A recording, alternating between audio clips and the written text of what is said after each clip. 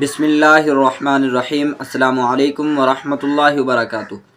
دوستو ہم پھر سے آپ کے لیے لے کر حاضر ہوئے ہیں قاری حنیف صاحب کا بیان۔ دوستو بیان کا عنوان ہے سیدنا حضرت خالد بن ولید رضی اللہ تعالی عنہم اجمعین کی جنگ۔ دوستو بیان کو مکمل سنیے گا آخر تک، بہت ہی زبردست بیان ہے۔ چلیے دیر نہ کرتے ہوئے بیان کو شروع کر لیتے ہیں۔ وَأَزْوَاجِهِ وَذُرِّيَّاتِهِ وَبَارَكَ وسلم تسليما كثيرا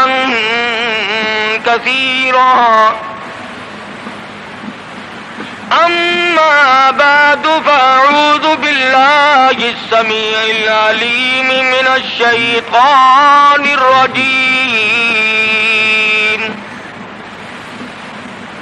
بسم الله الرحمن الرحيم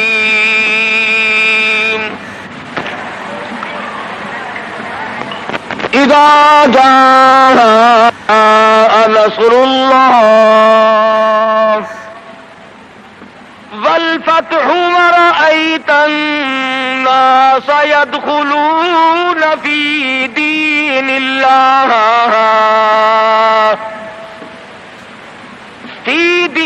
الله أفواجا فسبح بحمد ربك واستغفره إنه كان توابا وقال النبي صلى الله تعالى عليه وسلم كن في الدنيا كأنك غريب وقال النبي صلى الله تعالى عليه وسلم الدنيا مزرعة الآخرة وقال النبي صلى الله تعالى عليه وسلم من أحيا سنتي عند فساد أمتي فله أجر 100 شهيد وقال النبي صلى الله تعالى عليه وسلم من صلى علي واحدة صلى الله عليه 10 مرات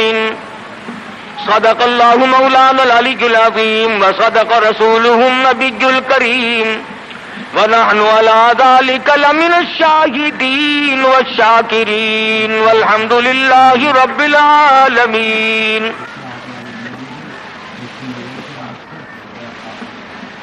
محترم بزرگوں، عزیز دوستوں، حضرت محمد الرسول اللہ صلی اللہ تعالی علیہ وسلم کی تشریف آوری تھی۔ آپ نے تشریف لا کر دنیا بنی نو انسان کو امن کا پیغام دیا، راست بازی کا سبق پڑھایا، حق و صداقت کا درس دیا، اور انہیں یہ بتلایا کہ میں اللہ تبارک و تعالیٰ کی طرف سے نبی بن کر آیا ہوں تمہاری رہنمائی کے لیے۔ جن لوگوں کے مقدر اچھے تھے، جن کے نصیب اچھے تھے، انہوں نے موافقت کی، دامن پکڑا، غلامی کی، جانثاری کی، اور دامن پکڑا تو ایسا پکڑا کہ جان کے ٹکڑے تو ہو گئے مگر حضور اکرم صلی اللہ علیہ وسلم کا دامن نہ چھوڑا۔ مصائب ٹوٹے، طوفان کے پہاڑ بن کر ان کے سامنے آئے، تلخ سے تلخ وادیوں سے ان حضرات کو گزرنا پڑا، مگر کوئی تاریخ میں ثابت نہیں کر سکتا کہ محمد کریم صلی اللہ علیہ وسلم کے کسی دیوانے نے دین کو چھوڑا۔ امیر تھا یا غریب تھا، مرد تھا یا عورت تھی، کوئی بھی تھا، اور کیوں نہ ہو، جب ان کے سامنے محمد مصطفیٰ صلی اللہ علیہ وسلم دکھ اٹھایا کرتے تھے، صحابہ کرام کی جان نکل جاتی تھی۔ مکہ مکرمہ ہے، اللہ پاک ہر مسلمان کو زیارت نصیب فرمائے، آمین کہہ دو۔ مسلمانوں کی تعداد بڑی کم ہے، بہت تھوڑی سی تعداد ہے، کفر زوروں پہ ہے، جہالت نے انگڑائیاں لے رکھی ہیں، اور وہ دارالندوہ میں بیٹھ کر مشورے کرتے ہیں کہ اس نبوت کے مشن کو ختم کیا جائے۔ قرآن کریم نے ان لوگوں کے مشوروں کو بھی نقل کر دیا، فرمایا وَإِذْ يَمْكُرُ بِكَ الَّذِينَ كَفَرُوا لِيُثْبِتُوكَ۔ محمد صلی اللہ علیہ وسلم کو قید کر دو، ان کی تحریک ختم ہو جائے گی، ان کا مشن ختم ہو جائے گا۔ او یخرجوک، یا انہیں جلا وطن کر دو، دیش نکالا دے دو۔ او یقتلوک، سرے سے قتل کر ڈالو، نبوت کو دنیا میں سے بے نام و نشان بنا دو۔ اللہ پاک فرماتے ہیں تم نے بھی تدبیر بنائی، تم نے بھی تجویز کی، وَيَمْكُرُونَ وَيَمْكُرُ اللَّهُ،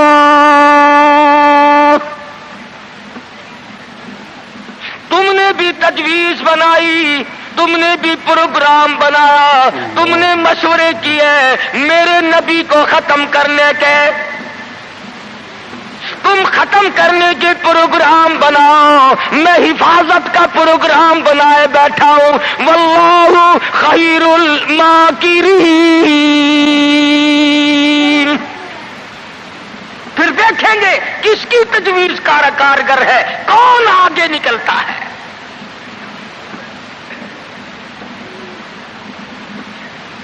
یہ مارنے کے درپے ہیں، یہ ختم کرنے کے درپے ہیں، یہ مٹانا چاہتے ہیں، اور اللہ کریم کے سامنے ادھر مدنی کریم صلی اللہ علیہ وسلم ساری رات سجدے فرماتے ہیں۔ سیدہ عائشہ صدیقہ رضی اللہ تعالیٰ عنہ فرماتی ہیں میں سوئی ہوئی تھی، اچانک میری آنکھ کھلی، آپ کا سر سجدے میں ہے، اتنے رو کر دعائیں کرتے ہیں، اس قدر آہذاری کی، اس قدر عاجزی فرمائی، آپ کا سانس گھٹنے لگا۔ عائشہ صدیقہ فرماتی ہیں میں کلیجے کو پکڑ کر بیٹھ گئی، کہیں آج میں بیوہ تو نہیں ہو جاؤں گی۔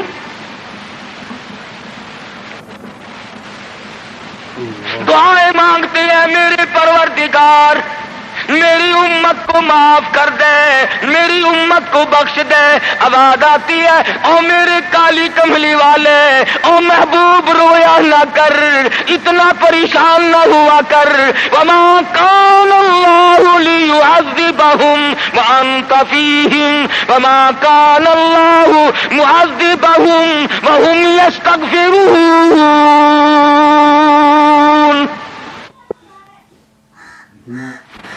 میرے محبوب جب تک آپ ان لوگوں میں موجود ہیں میں وعدہ کرتا ہوں ان کو کوئی عذاب نہ دوں گا، ان کو ذلیل نہ کروں گا، ان کو برباد نہ کروں گا۔ اور میرے پروردگار موت تو برحق ہے، موت تو سب کی آئے گی، میں تو یہ وعدہ چاہتا ہوں میرے بعد کی آنے والی، میں جب پردہ کر جاؤں، جب میں رخصت ہو جاؤں، میرے بعد میں جو امت بچے اس کو بھی عذاب نہ دے۔ آواز آئی محبوب تیرے آنسو مجھ سے دیکھے نہیں جاتے۔ وما کان اللہ معذبہم وہم یستغفرون۔ جو استغفار کرنے والے لوگ ہوں گے، جو مجھے منانے والے لوگ ہوں گے، جو معافی طلب کرنے والے لوگ ہوں گے، میرے محبوب میرا تجھ سے وعدہ ہے، مجھے اپنی کبریائی کی قسم میں انہیں بھی برباد نہیں کروں گا۔ امت کے لیے رات دن دعائیں مانگی، رو رو کر دعائیں مانگی۔ حضرت ابو ہریرہ رضی اللہ تعالیٰ عنہ فرماتے ہیں مدنی کریم صلی اللہ علیہ وسلم قرآن کی تلاوت فرمایا کرتے تھے، جب عذاب کی آیت آتی اتنا سانس پھول جاتا، اس قدر گھبراہٹ آ جاتی، مجھے یوں آواز آتی جیسے ہنڈیاں کھول رہی ہو، نبی ساری ساری رات روئے، نبی کے قدموں پہ ورم آ گئے، ساری ساری رات قرآن کی تلاوت کی۔ امت کی رات فلم میں گزرتی ہے، امت کی رات ٹیلی ویژن پہ گزرتی ہے، امت کی رات بدماشی میں کٹ رہی ہے، امت کی رات بدکاری میں کٹ رہی ہے، سفید داڑھی ہو گئی، قبر کی تیاری ہے، آج تک یہ نہ سوچا ثم لم یتوبوا فلہم عذاب جہنم ولہم عذاب الحریق۔ جلا دینے والا عذاب تباہ کر دے گا۔ کون اس سیرت کو پڑھے؟ قرآن جو سیرت بیان کرتا ہے، کوئی کیا سیرت بیان کرے گا؟ صحابہ اکرام نے جن کی آنکھوں نے حضور کا حال دیکھا، تم نے کبھی اپنے نبی کا لباس نہ پوچھا، بٹن کی جگہ میرے آقا کے کرتے مبارک میں کانٹے چبھے ہوئے ہیں، آرام فرماتے ہیں، گلے میں کرتا نہیں ہے۔ صحابی نے سوچا مجھ سے زیادہ کسی کو بھوک نہ ہوگی، پیغمبر کے سامنے جا کر کرتا اٹھا دیا، یا رسول اللہ ذرا دیکھو میرا کیا حال ہے، سیدھا نہیں ہو سکتا ہوں، پیٹ پہ پتھر باندھ رکھا ہے۔ رحمت والے ہاتھوں سے کرتا اٹھایا اور صحابہ کی آنکھوں نے دیکھا ایک کے بجائے 2 پتھر بندھے ہوئے۔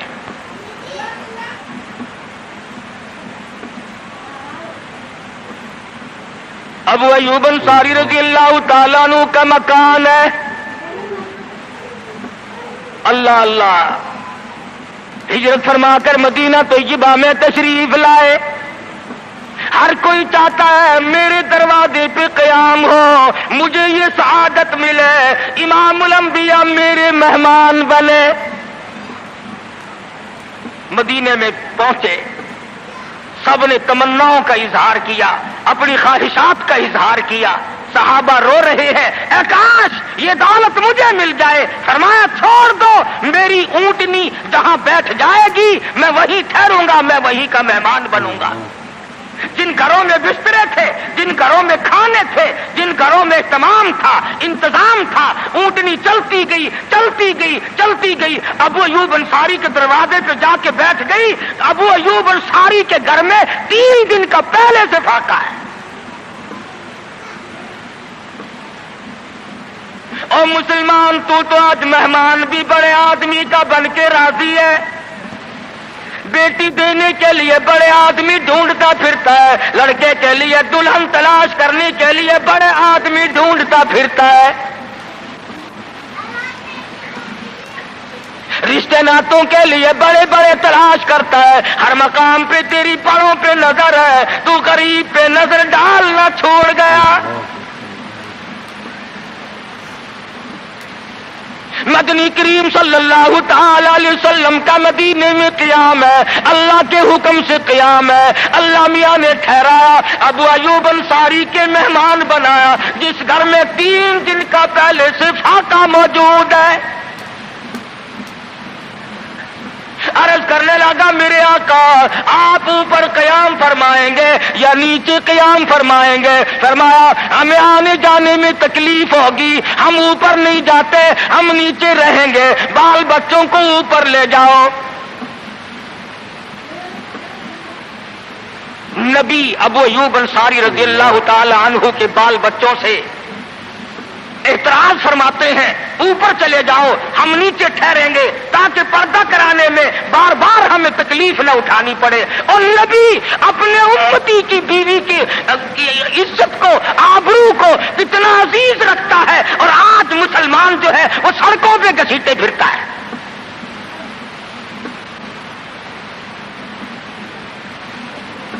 کافی دنوں کی بات ہے، ایک آدمی مجھے ملا، میں نے اخبار، میں روز تو پڑھتا نہیں، اخبار کیا کریں گے، اور میں تمہیں کہتا ہوں یہ تمہارا اخبار پڑھ کر سکھ مسلمان بنے گا؟ یہ تمہارا اخبار پڑھ کر چوڑا چمار ہندوستان کا بنیا اور ہندو وہ اسلام لائے گا؟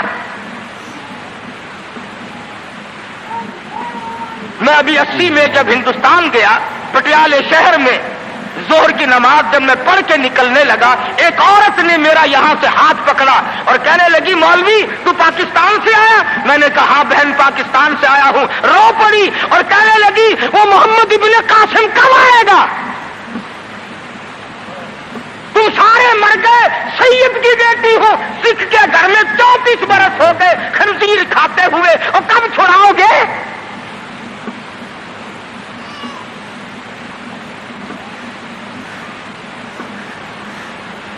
करनाल शहर में अड्डे पे खड़े हुए एक औरत ने पूछ लिया, तुम पाकिस्तान से आए हो? मैंने कहा, रो पड़ी, कहने लगी, वो तुम्हारा इस्लाम कुरान कहाँ गया? अरे आज तुम अपने आप को नहीं संभाल सकते, मुसलमानों की बेटियों की तो तुम कब खबर लोगे?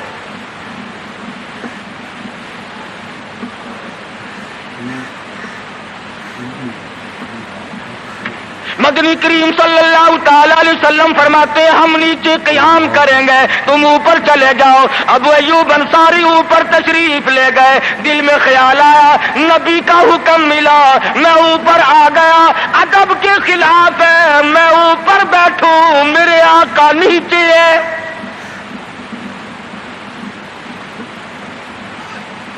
तूने तो नबी का अदब करना भी नहीं सीखा, तू नबी के अदब की तरफ भी नहीं जाता।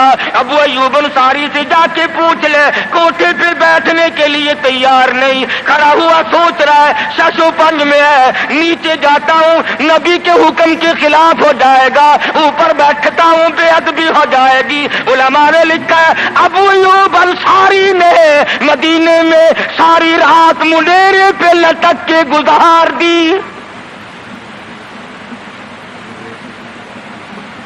तमाम रात अबू अय्यूब अंसारी रज़ियल्लाहु ताला अन्हु मुंडेरे पे लटक के रात पूरी कर देता है। नीचे जाता हूँ नबी के हुक्म के खिलाफ होगा, ऊपर बैठता हूँ बेअदबी होगी। अरे ना बैठा ना नीचे गया, सारी रात लटक के गुजार दी।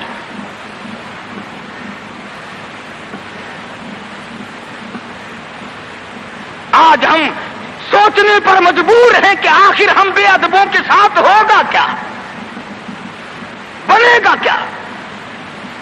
जिन लोगों ने अदब किया उनके मुकद्दर जाग उठे, उन लोगों को खुदाबंदी करीम ने दुनियाई में वक्त लगाए। हज़रत खालिद इब्न वलीद रज़ियल्लाहु ताला इत्तला दी गई, खबर मिली कि ईसाई सरदार, ईसाई बादशाह 1.5 लाख के करीब फौज लेकर मुसलमानों पे हमला करने के लिए आया है।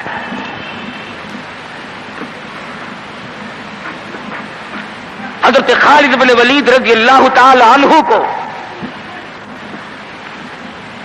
50-60 आदमी दिए, जाओ बादशाह की फौज का अंदाजा लगा के आओ, तखमीना लगा के आओ, असलहा देख के आओ, उनकी तादाद का अंदाजा लगाओ वो कितने हैं।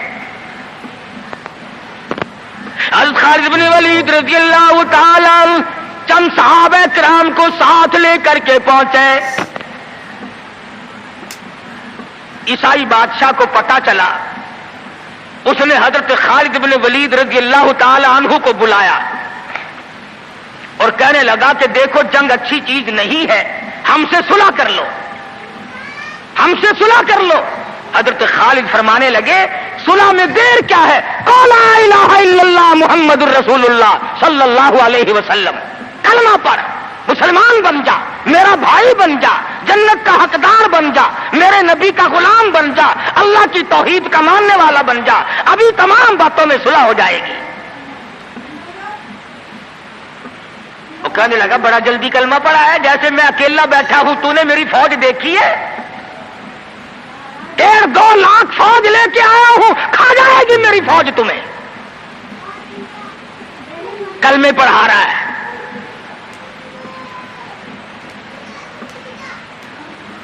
हज़रत खालिद को कहने लगा, तुझे पता नहीं तू किसके सामने खड़ा है? फरमाया, हां, एक ईसाई काफिर के सामने खड़ा हूं। वो कहने लगा, है कोई जल्लाद? फौरन तलवार लेकर हाजिर हो गए, कहा इस गुस्ताख की गर्दन काट मारो। हज़रत खालिद के साथ 2 आदमी और थे। انہوں نے یہ نہیں کہا ہے جی اجی ہم تو یوں ہی بات کر رہے تھے جی، اجی آپ برہم ہو گئے، اجی حضور آپ ناراض ہو گئے۔ حضرت خالد نے یہ نہیں فرمایا کہ باہر والوں کو اطلاع کر دو، وہ 50-60 آدمی تو ہمارے ساتھ مل جائے۔ دو ساتھیوں کو فرمایا اب ایک دوسرے کی طرف مت دیکھنا، تلوار نکال لو، انشاءاللہ حوض کوثر پہ ملاقات ہوگی۔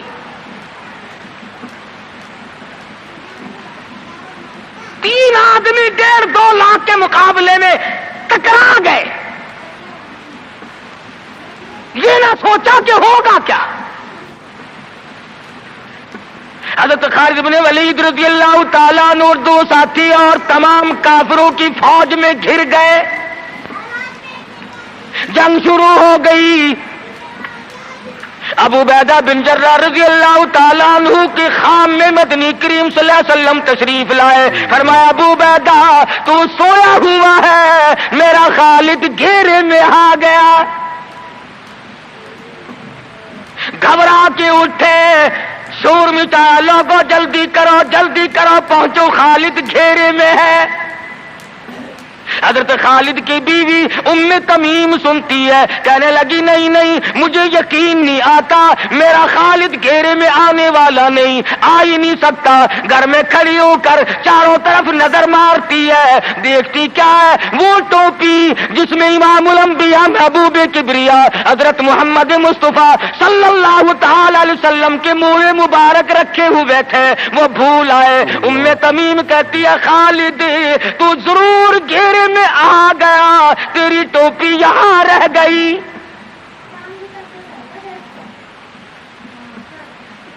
ام تمیم نے ٹوپی لے کر کے شور نہیں مچایا، کپڑے نہیں پھاڑے، چہرہ نہیں نوچا، ابو عبیدہ کے پاس نہیں آئی، بغل میں ٹوپی دبائی، برقع اوڑھا، گھوڑے پہ سوار ہوئی، تلوار لے کر گھوڑے کو سرپٹ چھوڑ دیا۔ صحابہ دیکھ رہے تھے، ارے یہ کون ہے؟ یہ کوئی جاسوس معلوم ہوتا ہے، اسے پکڑو۔ صحابہ نے گھوڑے دوڑائے، گھیرے میں لے لیا، پوچھا برقع پوش تو کون ہے؟ کہنے لگی نہ چھیڑو، خالد کی بیوی ام تمیم ہوں۔ تو کہاں چلی ہے؟ کہنے لگی میرا خالد گھیرے میں آ گیا، ٹوپی گھر پہ بھول گیا، وہ پہنچانے چلی ہوں، ہمیں دے دے ہم پہنچا دیں گے، تو عورت ذات ہے۔ کہنے لگی خالد کی جو قدر میں جانوں تم نہیں جانتے، جان دے دوں گی مگر ٹوپی کسی کو نہ دوں گی۔ نکل پڑی، آ کے دیکھا تلواریں چل رہی ہیں، گاجر مولی کی طرح آدمی کٹ رہے ہیں، حضرت خالد بن ولید بیچ میں ہے۔ ام تمیم نے تلوار نکال کر چلانی شروع کر دی، گاجر کی طرح لوگوں کو کاٹ مارا۔ خود حضرت خالد کہتے ہیں او میرے ساتھیوں، اس نوجوان کو پہچانو، اس برقع پوش کو پہچانو، اس نقاب پوش کو پہچانو، یہ کون ہے؟ جب سامنے گئی، نقاب اٹھا کے کہنے لگی خالد تیری بیوی ام تمیم ہوں، یہ ٹوپی بھول آئے ہو، پہنچانے آئی ہوں۔ اور کراچی کی مسلمانوں تم نے کبھی سوچا نہیں خالد کے سر پہ نبی کی ٹوپی نہیں جس میں نبی کے بال رکھے ہوئے تھے، وہ گھیرے میں آ گئے۔ آج تیرے پاس قرآن نہیں، تو گھیرے میں ہے۔ وہ ٹوپی گھر پہ بھول آیا تھا، تو قرآن کو مسجد میں قید کر کے آیا، آج تو کفر کے لرزے میں پھنسا ہوا ہے، تو گھیرے میں ہے، تجھے کوئی نہیں نکال سکتا اللہ کے قرآن کے سوا۔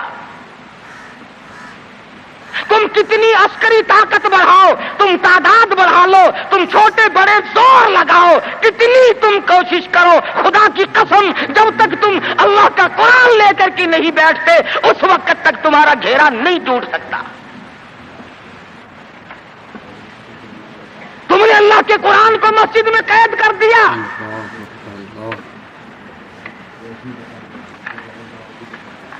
نہ اس کو ایوان صدر میں جگہ دی، نہ مارکیٹ میں جگہ دی، نہ محلے میں جگہ دی، نہ برادری میں جگہ دی، نہ خاندان میں کوئی جگہ دی۔ تمام کو اکٹھا کر لو گے، اللہ کے قرآن کو پوچھنے والا کوئی نہیں، کوئی کون پوچھے؟ حضرت خالد تو صرف ٹوپی بھول کر آئے تھے، ہم نے قرآن ہی بھلا دیا، نبی کی سیرت کا آئینہ بھلا دیا۔ خدا کی قسم، نبی نے امانت تمہارے سپرد کی ہے، میدان حشر برپا ہوگا اور اللہ کا پیغمبر کھڑا ہو کر تم سے مطالبہ کرے گا، لاؤ میری امانت کہاں ہے؟ کچھ لوگ کہیں گے اور جی ہم تو عشق کی وجہ سے ایسا کر بیٹھتے ہیں، محبت میں ہمیں پتہ ہی نہیں چلا قرآن کہاں رہ گیا، محبت میں ہمیں پتہ ہی نہیں چلا قرآن رہ کہاں گیا۔ اور تجھے کیسی محبت ہے، تجھے کیسا عشق ہے کہ تجھے آج تک پتہ نہیں چلا؟ عشق تو صحابہ کرام کو تھا۔ مدینہ منورہ ہے، اللہ پاک ہر مسلمان کو مدینہ پاک کی زیارت نصیب فرمائے۔ خدا کی قسم، مدینے کی ہوا میں جو خوشبو ہے تمہاری، وہ کستوری میں نہیں ہو سکتی، وہ مشک میں نہیں ہو سکتی، وہ عنبر میں نہیں ہو سکتی، وہ زعفران میں نہیں ہو سکتی۔ ارے مدینے کی ہوا میں جو خوشبو ہے، جو گنبد خضرا سے ٹکرا کر آتی ہے، اس ہوا میں خوشبو بھی نرالی ہے۔ صحابہ کہتے ہیں کہ جب ہم نبی صلی اللہ علیہ وسلم کو تلاش کرنے کے لیے نکلتے تو کسی سے پوچھتے نہیں پھرتے تھے، بلکہ مدینے کی ہوا بتاتی تھی، ادھر آؤ ادھر آؤ، حضور ادھر تشریف لے گئے۔ مدینہ منورہ میں ایک جنگ کی تیاری فرمائی، صحابہ کرام کا لشکر تیار فرمایا۔ حضور اکرم صلی اللہ علیہ وسلم نے، جمعے کا دن ہے، صبح کا وقت ہے، لشکر کو ساتھ لے کر کے تشریف لے گئے، 2-3 میل تک رخصت فرمانے کے لیے گئے، دعا کر کے واپس آ گئے، اللہ تمہیں کامیاب فرمائے۔ صحابی ہے حضور اکرم، سب کہہ دو صلی اللہ علیہ وسلم کا۔ آؤ عشق کی بات تمہیں بتاؤں،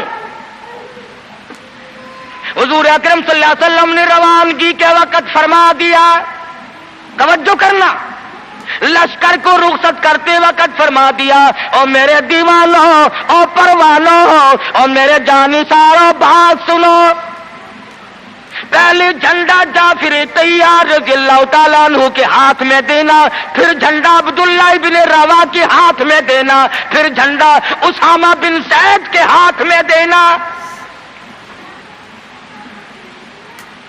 حضور کے کلام کی مراد کو اگر صحابہ نہیں جانتے تو کون جانتا ہے؟ سمجھ گئے صحابہ کہ جعفر تیار شہید ہوں گے، یہ جو حضور نے فرمایا پھر اس کو دینا پھر اس کو دینا، حضور صلی اللہ علیہ وسلم کے کلام کی، فرمان کی، ارشاد کی مراد اور منشا غرض و غائب صحابہ سمجھ گئے کہ جعفر تیار شہید ہوں گے، اور پھر عبداللہ بن روا بھی شہید ہوں گے، اور اسامہ بن زید بچ کے آئیں گے۔ صحابہ کا تجربہ تھا حضور کے کلام کو سمجھنے کے لیے۔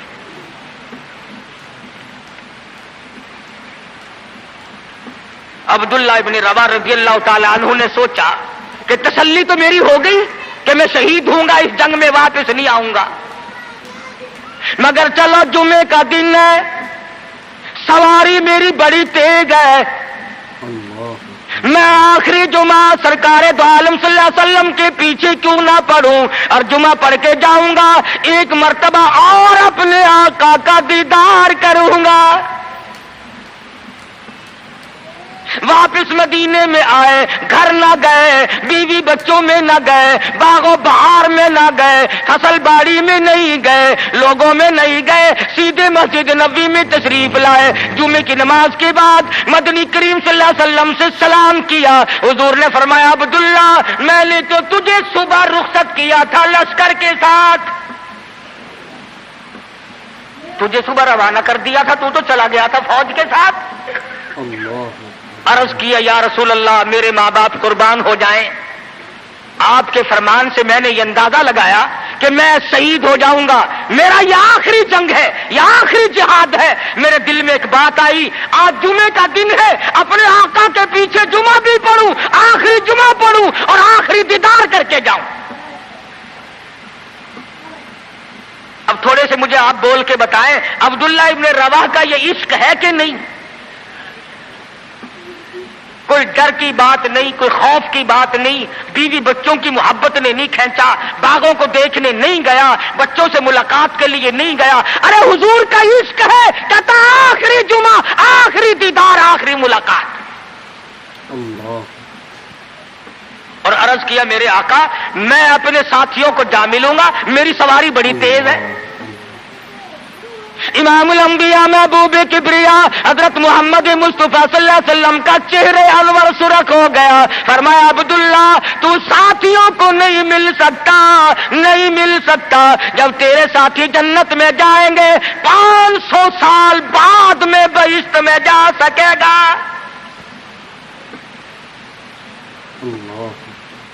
کیوں؟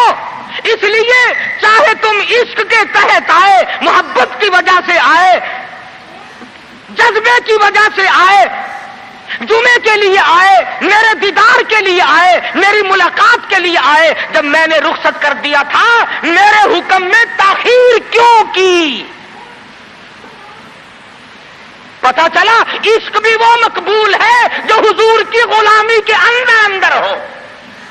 غلامی سے باہر جو عشق ہے وہ عشق نہیں، وہ فریب ہے، وہ دجل ہے۔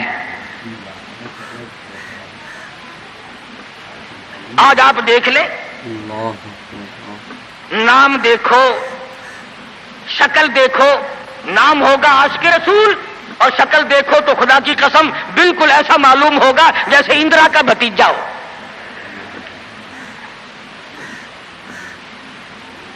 پہچان نہیں سکے گا آدمی۔ کیا کر سکتا ہے آدمی شکل میں؟ صورت نہیں، سیرت نہیں، لباس نہیں، اخلاق نہیں، کردار نہیں، تمام چیزوں کا تختہ نکال کے رکھ دیا ہے۔ اور آج قوم اسی وجہ سے مصیبتوں سے دوچار ہے، وہ نرغے میں پھنسی ہوئی ہے، وہ نکل نہیں سکتی، وہ سہارا ڈھونڈ رہی ہے مادی قوت کا۔ حضور ناراض ہو گئے صلی اللہ علیہ وسلم۔ صحابی کہتے ہیں میں چاہتا تھا زمین پھٹ جائے، مجھے لقمہ بنا کر نگل جائے۔ صحابی کہتا ہے مجھے زندگی تلخ لگنے لگی، ہائے میرے آقا مجھ سے ناراض کیوں ہو گئے؟ عبداللہ ابن روا تشریف لے گئے، گھر پھر بھی نہیں گئے، بال بچوں میں پھر بھی نہ گئے، اور جا کر کے جہاد میں شریک ہو گئے۔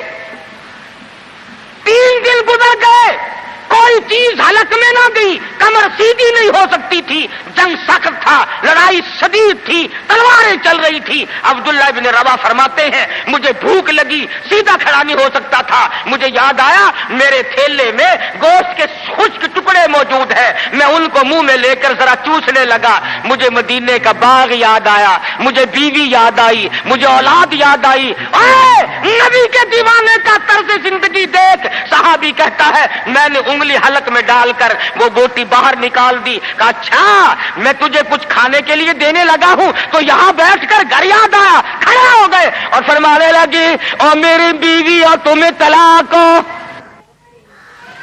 اور میرے باغ بہار جاؤ، اسلام کے لیے وقف ہو تم آج کے بعد میرے لیے۔ کسی نے پوچھا کیا کہہ رہے ہو؟ فرمایا ہاں ہاں، نقشہ سامنے کیوں آیا؟ آخری وقت میں دنیا کا نقشہ میری آنکھوں میں کیوں کھینچا؟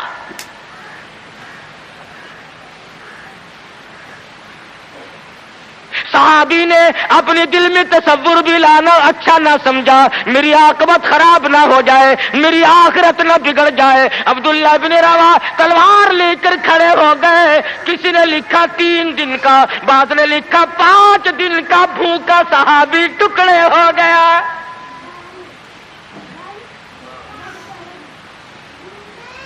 یہ تھا عشق جسے عشق کہا جاتا ہے، لیکن حضور کی اندازہ لگاؤ حکم میں تاخیر کی وجہ سے 500 سال بعد کو بہشت میں جا سکے گا، اور جنہوں نے حضور کے احکام کو سرے سے ٹھکرا دیا، سرے سے ماننا ہی نہیں، انکار کر دیا، اب یہ فیصلہ تم کرو، اب یہ فتویٰ تم دو کہ وہ جنت میں کب جائیں گے۔ امام الانبیاء محبوب کبریا حضرت محمد مصطفیٰ صلی اللہ تعالی علیہ وسلم کے دیوانوں نے حد کر دی، پروانوں نے حد کر دی، جس صورت سے بھی ان کو لگایا گیا اسی صورت سے وہ آگے بڑھتے رہے۔ فاروق اعظم کی حکومت ہے، سب کہہ دو رضی اللہ تعالی عنہ۔ مصر کے علاقے میں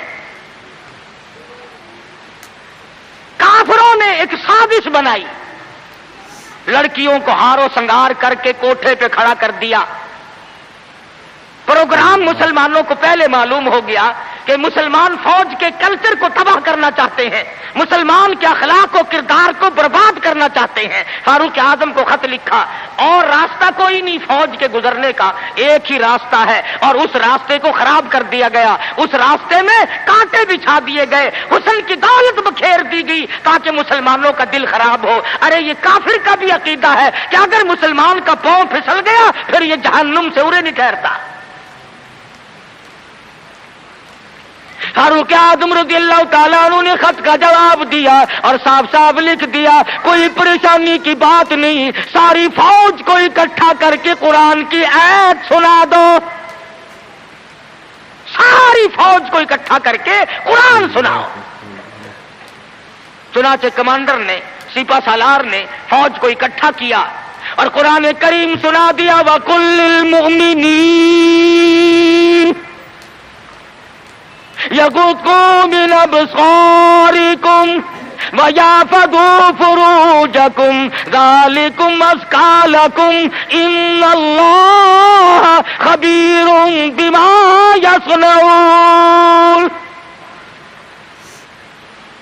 مسلمانوں، اپنی نظروں کی حفاظت کرو، اپنے ایمان کی حفاظت کرو۔ اگر تم ان کی آنکھوں سے بھی دیکھو گے خدا تمہاری ساتھ ہے، وہ تمہاری تمام حرکتوں کو دیکھتا ہے۔ بس ایک قرآن کی آیت سنائی، سبینہ نہیں ہوا تھا، سارا قرآن نہیں سنایا، ایک آیت سنائی ہے مسلمان فوج کو، اور پھر حکم دیا گزرو اسی علاقے سے جہاں یہ تمام سازش کی گئی ہے۔ صحابہ گزر رہے ہیں، تابعین مسلمان گزر رہے ہیں، تالیاں بجتی ہیں، ڈانس ہوتا ہے، جھنکار ہے، گانا بجانا ہے، تمام مسلمان گزر گئے۔ لڑکیاں کہنے لگی، آئے اور جانے والوں تم سارے اندھے تو نہیں؟ اس حسن کو کوئی تو دیکھو، سر اٹھاتے نہیں۔ ایک مسلمان سپاہی گزرتا گزرتا کہنے لگا، کوئی کیسے دیکھے گا، سارے کے سارے اللہ کا قرآن سن کے آئے ہیں، سارے قرآن پاک سن کے آئے ہیں، یہ دیکھیں گے کیسے؟ لڑکیاں کہنے لگی، وہ قرآن کیسا ہے، اس میں کتنی قوت ہے، اس میں کتنی طاقت ہے، اس میں کتنی استعداد ہے، اس میں کتنی پاور ہے، جو ایسے حسن کے نظارے سے روک دے، جو ایسا حسن نہ دیکھنے دے۔ اور کہنے لگے، اور جانے والوں یوں نہ جاؤ، وہ قرآن کریم ہمیں بھی سناتے جاؤ، سناؤ ہمیں وہ قرآن۔ ایک مسلمان سپاہی چلتا بھی جاتا ہے، قرآن بھی پڑھتا جاتا ہے۔ تاریخ شاہد ہے، عیسائیوں کی بیٹیاں تھی، یہودیوں کی لڑکیاں تھی، کافروں کی بیٹیاں تھی، ارے تڑپ ہو تو تڑپ کر نیچے چھلانگ لگائی، اور جانے والوں چھوڑ کے نہ جاؤ، ہمیں بھی یہ قرآن سناؤ اور ہمیں بھی اللہ کے بندے بناؤ۔ ایک آیت سن کر اتنا عمل کیا، جن کو سازش بنایا تھا وہ تمام لڑکیاں مسلمان ہو کر مجاہدین کے ساتھ ساتھ جاتی ہیں۔ آج سارا قرآن ہمارے سامنے ہے، اور قرآن بھی کیسا، جب کوئی مر جائے قرآن ختم کرنا، بھائی قرآن ختم کرنا، بلکہ قرآن شریف کوئی 2-3 ورقوں کا جو ختم کرنا ہے، 4-5 آدمی بیٹھ جاتے ہیں، ورق گردانی کی، پلٹ دی الٹ دیے، پلٹ دی الٹ دی، جب اندازہ ہوا نا کہ کھانا تیار ہو گیا، انہوں نے کہا صاحب قرآن بھی ختم ہو گیا ہے۔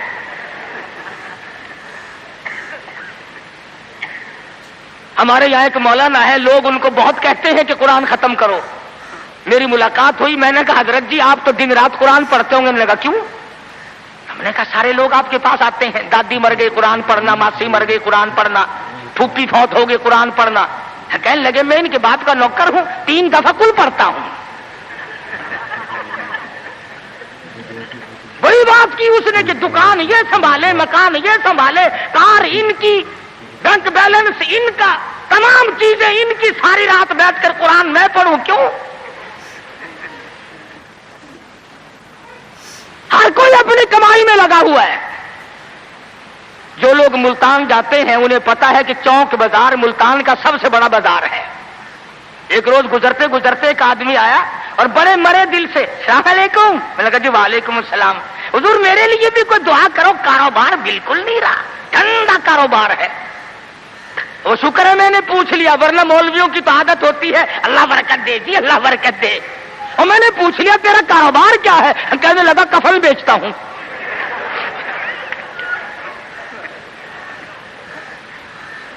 اور بدبخت میں نے کہا کاروبار بدل لے, لوگ مرے تو تیرا دھندا چلے. اس لیے لوگوں کو کہا کرتا ہوں کہ مولویوں کو شادیوں میں دیا کرو تاکہ یہ دعا کرے یا اللہ ایک ایک کی 4 شادیاں ہوں. اب مرے بغیر تم رسید نہیں دیتے, جب تک مرو گے نہیں مولوی کا گھر میں داخلہ بند. کیا کرے مولوی بیچارہ, کدھر جائے؟ سب کی بات یہ ہے. ایک دوست کے جنازے کے ساتھ قبرستان گیا, وہ قبر کھودنے والے بھی پہچانتے ہیں. السلام علیکم. وعلیکم السلام. کیا حال ہے بھائی؟ لگا حال کیا ہے, آج 5ویں دن ایک مردہ لے کے آئے ہو, کم سے کم ہمارے لیے بھی دعا کر, ایک مردہ تو روز کہا جایا کرے. عقل کرو. شادی میں تو قرآن کو جگہ نہیں دیتا, بنگلے میں, کوٹھی میں, فلیٹ میں, کاروبار میں, دکان میں خدا کے قرآن کو جگہ نہیں دیتا. خدا کی قسم ارشاد فرمایا مدنی کریم صلی اللہ علیہ وسلم نے, جو لوگ قرآن پاک کی تلاوت کرتے ہوئے مر جائے اپنی قبر سے قرآن پڑھتا ہوا اٹھے گا, اس کے منہ سے کستوری کی خوشبو آ رہی ہوگی. اہل محشر کہیں گے الہی یہ کون لوگ ہیں؟ قیامت کا دن ہے, سخت دن ہے, بڑی پریشانی کا دن ہے, لوگ اپنے پسینوں میں غرق ہیں, اس کے یہاں سے خوشبو آ رہی ہے, یہ کون ہے؟ جواب ملے گا تو گالی بکتا مرا تھا, تو گانے گاتا ہوا مرا, تو گیت سنتے ہوئے مرا, تیرے دماغ میں کنجری بسی ہوئی تھی, تیرے دل میں بدماش عورت بسی ہوئی تھی جب تو مرا, اور یہ وہ ہے جب موت آئی تو میرا قرآن پڑھ رہا تھا. آج بھی قرآن پڑھتا ہوا اٹھا ہے. اس لیے اس کے منہ سے برکت, قرآن کی برکت سے خوشبو آتی ہے. تم نے برکتوں کو جانتے, یہ بسوں میں دیکھو, ٹیکسیوں میں دیکھو, عقیدہ دیکھ, ایک بھی تصویر لٹکی ہوئی ہے, یہ کس کی ہے؟ فلانے بابا کی ہے, سیون شریف والے بابا کی ہے, پاک پٹن والے. اور یہ بابے تھے, یہ بابن تھی, یہ عورتیں تھوڑی ہی تھی. کچھ تو عقل کر, اللہ والوں کی توہین کرتے ہو. تیری موٹر کو, کار کو, ویگن کو, بس کو یہ بابا بچائے گا, خدا نہیں بچا سکتا. اسی لیے دھکے کھا رہے ہو کہ تمہارا خدا ریٹائر ہو گیا. اور جب خدا کا دروازہ آدمی چھوڑتا ہے اس کی عقل ماری جاتی ہے, اسے پتہ ہی نہیں چلتا کہ عورت کا معاملہ ہے یا مرد کا معاملہ ہے. میں عرض کر رہا تھا کہ مسلمان اگر نبی کی سیرت کو سنتا ہے یا جانتا ہے اور مانتا ہے تو کوئی وجہ نہیں کہ مسلمان کو کچھ دیر کر سکے.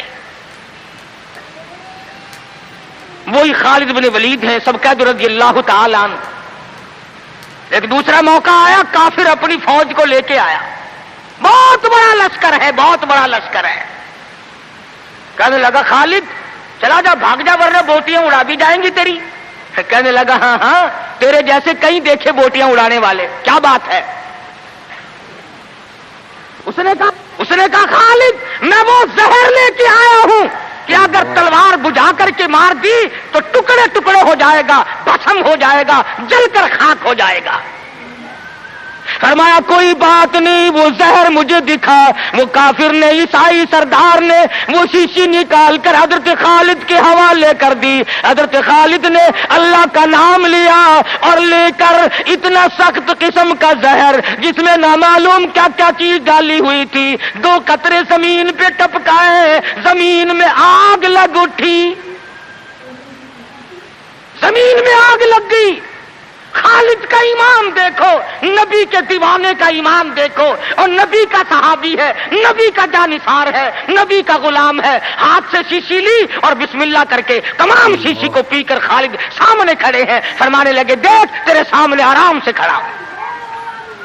कहने लगा कि तुम तो कुछ भी नहीं, तुम्हें तो ये जहर कुछ नहीं कहता, तुम क्या खाते हो, तुम क्या पीते हो, तुम्हारा क्या मतलब है, और जाओ अपने खेमे में, मैं तुम्हारे पास आऊंगा। ईसाई सरदार गया, खालिद को कहने लगा, वो कुश्ता खिला, वो दवा पिला, जिसको जहर कुछ ना कहे, तलवारें ना डराए, तीर ना डराए, मरने से ना डरे। फरमाया गुसल कर, गुसल किया। फरमाया पढ़ ला इलाहा इल्लल्लाह मुहम्मदुर रसूलुल्लाह सल्लल्लाहु अलैहि वसल्लम, कलमा पढ़ाया। ईसाई कलमा पढ़ के कहने लगा, खुदा की कसम अब।